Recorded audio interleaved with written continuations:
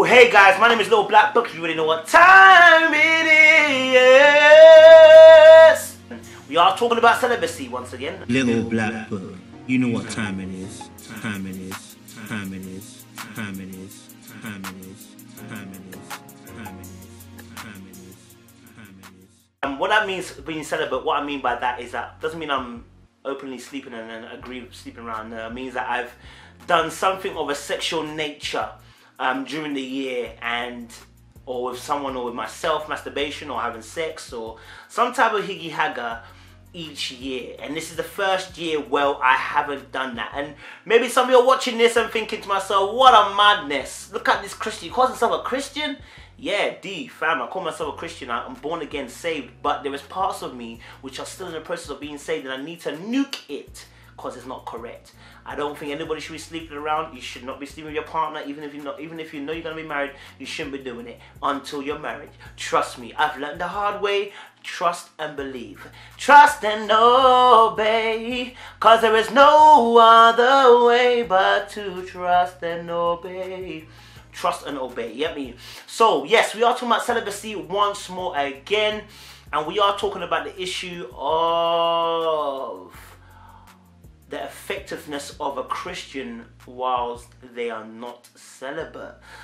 So yes, okay, so you know, we're talking about sex and everything about it, you know, and for me, this year I've had such a, it's like post-nut clarity, man. You know, if you understand what I mean, you know what I mean.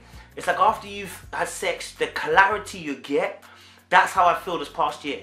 There's been so much clarity in terms of God showing me what I was supposed to be doing but couldn't do it. You know, and you know, I feel bad because it wasn't just me. It was affecting the person that I was with at the time. Do you know what I mean? Because I could not be an effective leader in that relationship. And that's one thing I want you to understand. Number one, males, I'm talking to you specifically. You want to keep fornicating, you're going to be an ineffective Christian leader within your home. You can be a leader. Those are natural fleshy skills. But to be an effective Christian male leader, one who says he loves God and expects God to lead him in everything that he does, you're going to find that very hard to do. Because you're going to find it very hard to hear what God is saying if you're moving mad. I'm going to be real with you. And so when I was moving mad in my situation, right, yeah, I found it very difficult to be able to really grasp what God is saying. I'm a person that dreams a lot. I dream a lot. So when I dream, I see things before they happen. When I see things before they happen, I'm able to pray about it, interject, and then God is able to avert. But guess what? I was not able to do that for a very long time. A very long time. And it got to a point where I was so down, I didn't realize I was even down. You know the ones where you're so deep in your sin, you don't even realize how far you are in the sin. That you don't even realize how far away you are from God. Like I said, God is always in the same position, but it's you who's moving. I didn't realize how deep I was in the sunken place. I was deep, man. God damn. It's no laughing matter, but I'm laughing because right now when I think about it now, I think to myself, rah, how did I get there kind of thing. But yes, one of the most important things you need to know is that not being celibate, not abstaining from sex, will reduce your effectiveness in a relationship. And it reduces your ability to hear what God has said concerning you or your relationship or your partner or people around you. You see, everybody's a priest in some shape or form. The Bible talks about how priesthood and that we are kings and priests. Guess what priests do? They intercede. So everybody has the ability to intercede. Say intercede with me. I'm sorry, I shouldn't be preaching, but I feel like preaching. Somebody get me right now. Anyway, listen. So everybody has the ability to intercede. So therefore, when you're moving mad, you have no eyes properly to see the intercession that you need to do. Why? Because the Bible says we walk by faith and not by sight. But guess what? Your faith is affected by the sin. Because sin is not attacking your salvation, it's attacking your faith. Deep it. It's attacking whether you say you trust God, whether you have confidence in God. Sin will come after that. Sin will come after that. Because that's what it wants. Because it knows that if it can tackle your trust and your confidence, then you won't really have faith in God. When you don't have faith in God, you can't do the exploits for God. So therefore, if you're a man of God and you really say you are leading your relationship in the right direction, you need to stop having sex outside of your marriage. It's that simple. There is no other way around it, cuz. There is no literal way around it, cuz. You understand? Being celibate is essential. Essential. Okay? Ladies, let me talk to you now. Being celibate within your relationship is key. Because if your man's moving mad, yeah, then you're the person that's going to be able to see that he's moving mad and intercede for him. Notice the word intercede. I don't know, there feels like there's a revelation there, but I don't know if it's a revelation. Intercede, seed. And then planting your seed. There's a revelation there somewhere, but I can't catch it. Anyway, listen, deep it. So, you ladies have a very important role to play, and if you're having sex outside of marriage, you're not able to intercede for your partner, and he may be moving mad. And since he's the head of the household, since he's the head of the relationship, if he steers wrong and you're not in a place to be able to actually speak to God and hear God for what he's saying, then guess what? Titanic is sinking, and you got no choice but to go down with the ship, isn't it? Yeah, you got no choice to go back down to the ship. Deep it. So I'm just saying to you, listen, at the end of the day, listen, celibacy is important because it affects one's relationship with God. You understand?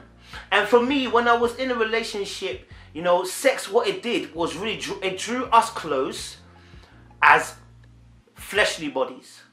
You know, and after always when I had sex, I always feel vulnerable.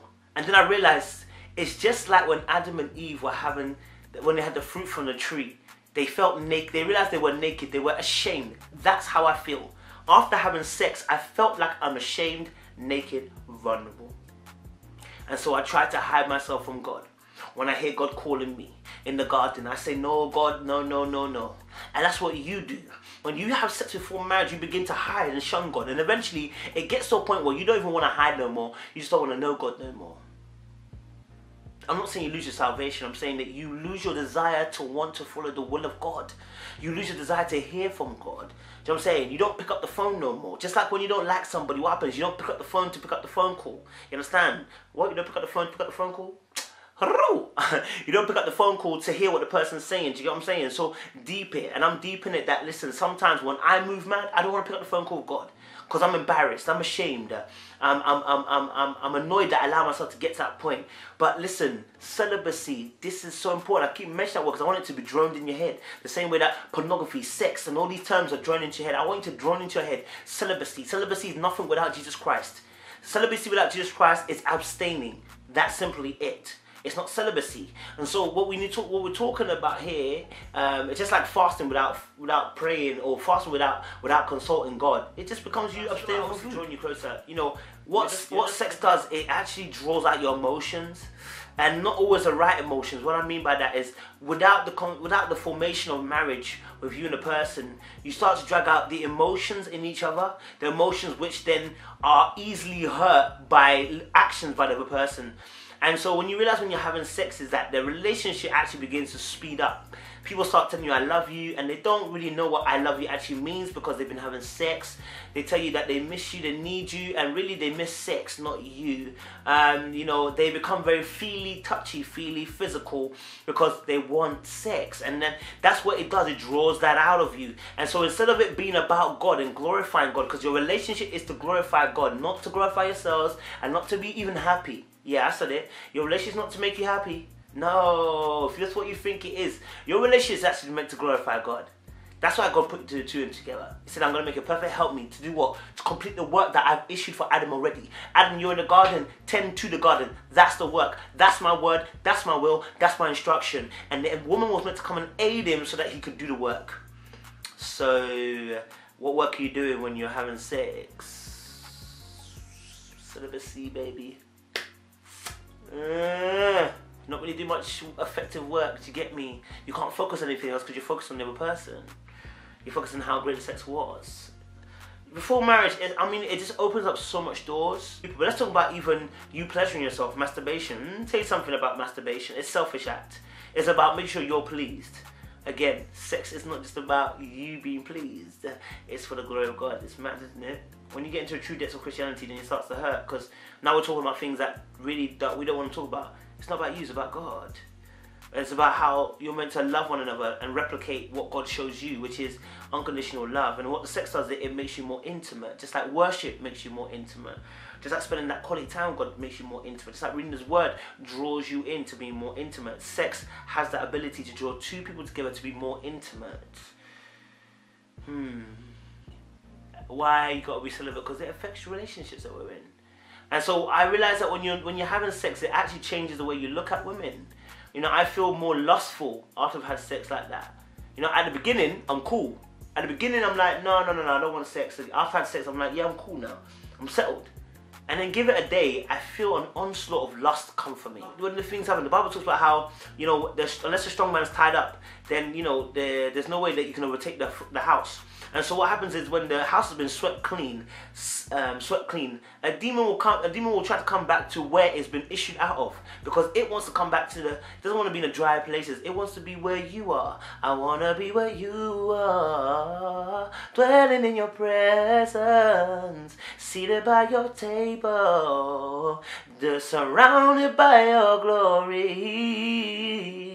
in your presence.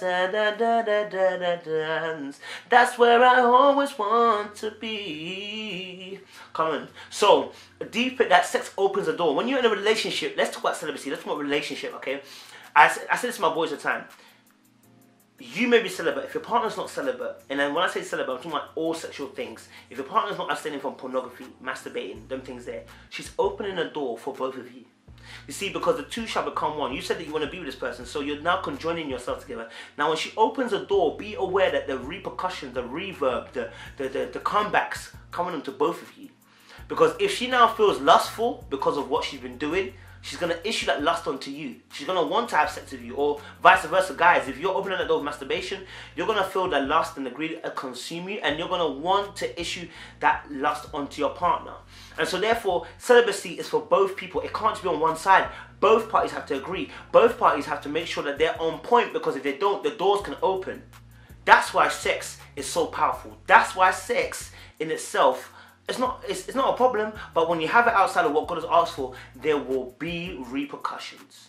So guys, celibacy is not just for the individual, it's for the couples too. If you ain't married, my friend, don't step into what you don't know. Guys, that's my celibacy thing. I'm not going to talk long, you get me? I appreciate you, man. Stay blessed, stay locked and loaded. Love for that.